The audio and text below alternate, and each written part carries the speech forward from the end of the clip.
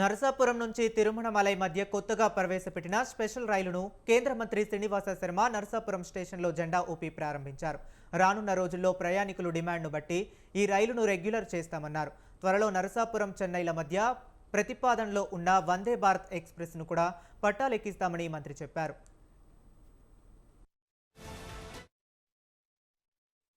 ఏదైతే ఇప్పుడు 3 నెలల పాటు వీక్లీ వన్స్ బుధవారం అటు నుంచి గురువారం వచ్చే విధంగా ఏర్పాటు చేయడం జరిగింది. ఇది ఒక ట్రయల్ రన్, ఇది ఒక ఎక్స్పెరిమెంటల్, ఇది ఒక ప్రయోగాత్మకంగా ఏర్పాటు చేసినటువంటి ట్రైన్.